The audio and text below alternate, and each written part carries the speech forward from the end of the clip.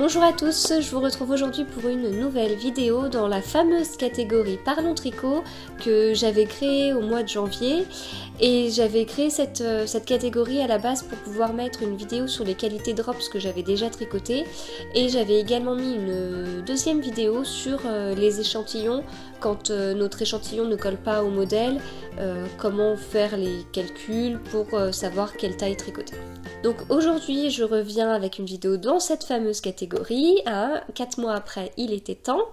Et je vais vous parler de la façon dont je montais les mailles avant, c'est-à-dire la façon vraiment dont j'ai appris à monter les mailles, et la façon dont je monte les mailles actuellement. Voilà, je trouvais ça assez rigolo, ça fait, je vous l'ai déjà dit, ça fait un petit paquet d'années que j'ai appris à tricoter, et voilà, on sait que le tricot a beaucoup évolué, il y a de plus en plus de choses, de techniques qui sont... alors soit qui arrivent et voilà, qui sont de nouvelles techniques, soit des techniques anciennes qui peuvent arriver jusqu'à nous grâce à internet ou à des ouvrages, etc. Du coup, sur le montage des mailles, on entend beaucoup de techniques différentes. Il y a des ouvrages vraiment sympas comme celui-là, donc Caston Bind Off, Caston pour montage des mailles et Bind Off pour tout ce qui est rabattage des mailles. Du coup voilà, je voulais je voulais vous montrer un peu comment j'ai appris, comment je fais maintenant, pourquoi est-ce que c'est pas la même chose. J'intégrerai des petites vidéos dans cette vidéo, voilà, vous verrez comment je fais. C'est pas vraiment des tutos, c'est juste pour vous montrer. Alors j'essaye quand même de pas aller trop vite si vous voulez reproduire, mais voilà, l'objectif c'est pas d'en faire un tuto. Et du coup là c'est la vidéo sur le montage des mailles, et il y aura une autre vidéo sur comment je rabats les mailles, et de la même façon comment est-ce que je rabattais les mailles avant et comment est-ce que je fais maintenant et pourquoi il y a eu ou non un changement. Voilà.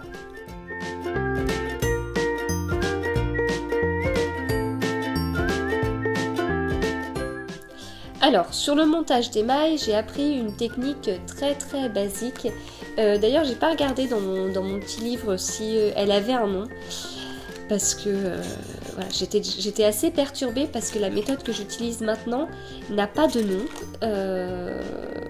Ah bah si, elle a un nom, celle que j'utilisais avant. Elle s'appelle Backward Loop Caston. Voilà, si je me trompe pas, mais non, ça a l'air de correspondre. En fait, c'est juste le fait de mettre les mailles sur l'aiguille. Donc c'est une méthode qui va assez vite, parce que voilà, on met les mailles rapidement. L'avantage de la méthode, c'est qu'on ne doit pas prévoir une longue tail, on ne doit pas prévoir beaucoup de fil avant. Donc comme on commence avec le bout du fil, si on a besoin de monter 190 mailles et qu'au final on avait assez de fil juste pour 180 mailles, on ne doit pas tout défaire, non, parce que là on n'a pas besoin de prévoir du fil ni quoi que ce soit, on monte les mailles. Voilà. Donc ça c'est le gros avantage. Mais alors l'inconvénient qui moi m'a beaucoup ennuyé, et c'est pour ça que j'ai changé de méthode, et oui j'ai changé de méthode il y a plus de 10 ans, il y a plus de 10 ans, j'étais encore étudiante. Et voilà, j'avais cherché un petit peu sur internet comment faire autrement, parce que ça m'agaçait. Alors faut dire que c'était une période où je tricotais serré, ce qui est assez rigolo puisque maintenant je tricote lâche. Et en fait, comme le premier rang n'est pas sécurisé entre guillemets, on met juste les mailles comme ça, mais les mailles elles sont juste enfilées, enfin voilà, on les monte, mais il n'y a pas ce côté-là qu'on a dans beaucoup d'autres méthodes où le montage permet de tricoter un premier rang. Là, c'est pas le cas. On monte les mailles les unes à la suite des autres. Et du coup, quand on pique dans la première maille, le fil a tendance un peu à tirer. Et du coup, ce qui m'embêtait beaucoup, c'est que c'est pas régulier en fait. Je trouve que quand on monte les mailles comme ça fait des bouclettes entre chaque maille qui manquent de régularité. Et quand on tricote trop serré comme moi, où on va tirer beaucoup le fil, c'est pire. Donc voilà, c'est quelque chose qui m'ennuyait pas mal.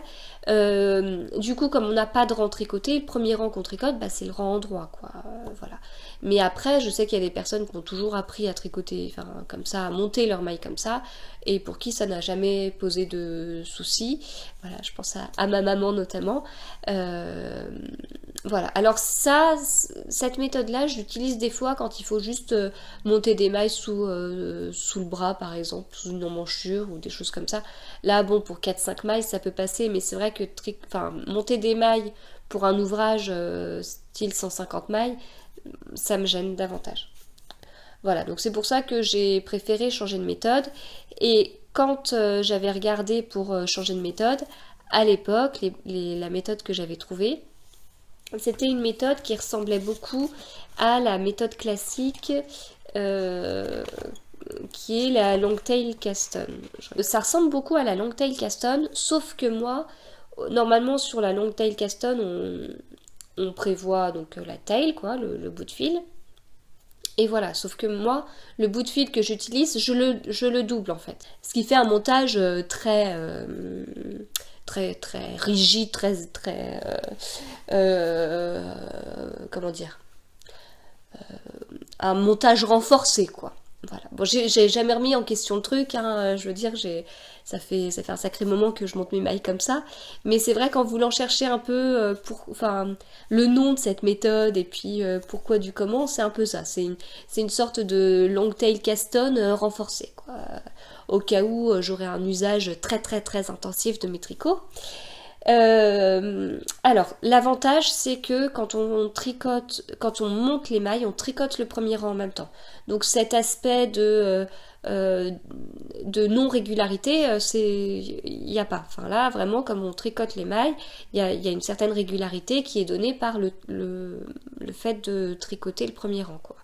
Voilà, donc ça c'est quelque chose qui m'a plu. Et l'inconvénient, bah c'est pareil, en fait, l'avantage de l'autre, c'est l'inconvénient de celui-là, et puis inversement. Donc là, l'inconvénient, c'est que il faut prévoir du fil pour monter les mailles. Donc il faut bien prévoir du fil. Voilà, donc ça, alors il y a plusieurs techniques. Il y a certains... Donc à l'époque, quand j'avais regardé, il donnait un certain nombre de centimètres pour un certain nombre de mailles. Et puis après, à nous de faire un produit en croix pour voir combien de centimètres de fil il fallait prévoir. Alors moi, pour savoir comment je peux faire pour prévoir mon fil, j'essaye d'estimer ce qu'il me faut pour 10 mailles. Donc moi, je suis, comme je vous dis, hein, sur un fil doublé. Donc par exemple, là en fingering, je me dis... ça devrait être bon pour 10 mailles. Voilà. Sauf que pour un pull, je monte jamais 10 mailles. Hein. Donc du coup, comme ça, c'est bon pour 10 mailles. Je reprends là où j'étais. Ce qui fait que comme mon fil était doublé, quand je le déplie, ça me fait la moitié pour 20 mailles. Et donc, voilà. Comme il est doublé, ça c'est pour 20 mailles. Et puis, je reprends là où j'avais pincé. Et je déplie. Et là, hop, 20 plus 20, 40. Et hop, je prends là où j'avais pincé. Hop, ça commence à s'agrandir.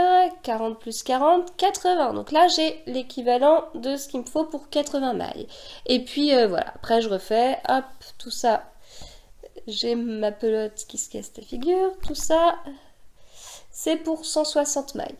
Et puis après, j'avise. Voilà, donc là j'ai fait ça comme ça. Si en fin de compte c'était pour 120 mailles, et ben je prends mon 80, puis je prends la moitié de ce que j'avais pour avoir 120 mailles. Si au final c'est entre les deux pour 132 mailles, et bien voilà, j'essaye d'estimer à peu près, mais je fais ça comme ça. Si jamais je monte toutes mes mailles et que j'ai un trou. Alors maintenant il m'arrive de moins en moins d'avoir pas assez, parce que j'avoue que monter les mailles, c'est pas ce que je préfère, donc j'aime bien avoir assez quand même. Donc si jamais j'ai pas assez, je refais, mais ça m'arrive peu. Par contre, ce qui m'arrive de plus en plus souvent, c'est d'avoir trop.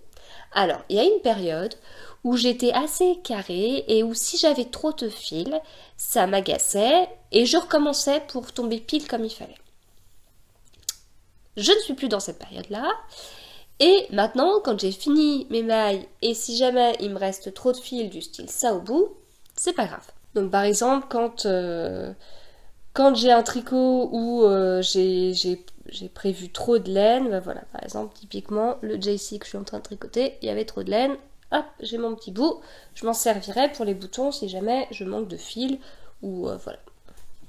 ou même quoi qu'il en soit, je commence d'abord par ce bout-là. En fait, quand j'ai fini mon tricot, je rentre tous les fils. Il y a parfois des fils qui sont un peu longs, il y a celui-là qui est long. Je garde tous mes bouts de fil et j'utilise ça pour coudre mes boutons. Et si jamais vraiment dans ces chutes de fil, j'ai pas assez, je vais prendre sur mon écheveau, sur ma pelote, voilà, la quantité qui me reste. Donc après, sur la méthode en elle-même, bah, comme je vous dis, je plie mon fil en deux et je fais la même méthode que la long tail caston, sauf que dans mon cas, c'est une long tail caston qu'on va appeler la long tail caston renforcée, hein, voilà, renforcée pour usage très intensif a priori des tricots. Donc normalement, je devrais pas avoir de soucis de fil qui se casse sur mon rang de montage parce que moi, c'est renforcé.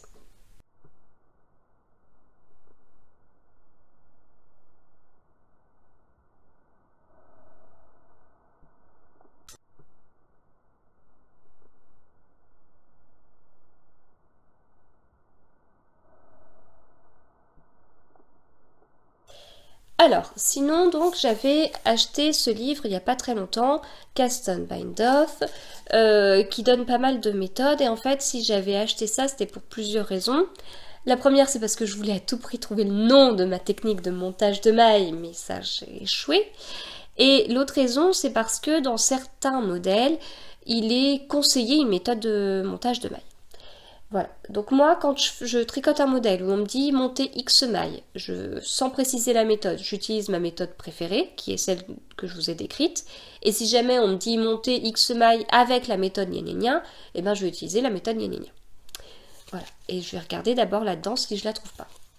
Le livre je trouve très bien fait, voilà, il est visuel, donc voilà, il y a quelques photos, il y a un petit blabla à côté, méthode par méthode, donc c'est assez bien. J'ai trouvé dedans des méthodes que j'avais utilisées, et alors notamment la méthode norvégienne. Donc la méthode norvégienne qui s'appelle Old Norwegian Caston ou aussi Twisted German. Voilà. Et en fait, c'était pour... je crois que c'était le Northdale de Gudrun Johnston, si je me trompe pas, où en fait on devait, on montait les mailles et tout de suite après on faisait des côtes, et du coup elle proposait de tricoter, enfin de monter les mailles avec deux méthodes différentes. Une maille avec cette méthode-là, la norvégienne, allemande, voilà, selon ce qu'on trouve comme nom. Donc une maille comme ça, une maille avec le long tail caston, une maille comme ça, une maille long tail caston, etc. Au début, c'est un peu bizarre, donc à ce moment-là, j'avais pas de livre, j'avais été chercher des tutos sur internet. Alors les tutos ne concernaient que l'une des deux méthodes, hein. Enfin il n'y avait pas un tuto qui montrait bien comme l'alternance. Mais en fait c'est juste une histoire de placement de doigts différents et ça se fait assez bien. Si bien que en fait on monte le rang, comme on monte le rang de deux façons différentes, enfin avec les mailles une fois sur deux montées différemment, du coup les côtes suivaient bien, enfin c'était pas mal comme truc. Mais voilà, je l'avais fait parce que on en avait parlé. Depuis j'ai monté pas mal d'ouvrages où il fallait commencer par les côtes, et derrière j'ai pas refait ça. Voilà, donc c'était bien, mais pas au point de changer ma méthode habituelle, quoi. Voilà, après, bien sûr, il y a tout ce qui est montage élastique et compagnie, hein, qui sont assez à la mode en ce moment, j'ai envie de dire. Et notamment tout ce qui est tubulaire et tout ça. Donc voilà, si ça vous intéresse, vous pouvez toujours aller voir des tutos ou voir dans ce petit livre-là, comme je vous dis, qui est assez bien fait. Voilà, donc n'hésitez pas de votre côté à me dire la façon dont vous montez les mailles, est-ce que vous avez changé de méthode, si oui, pourquoi, etc. Bon, et bien je vous retrouve très vite avec une autre vidéo sur comment je rabats les mailles.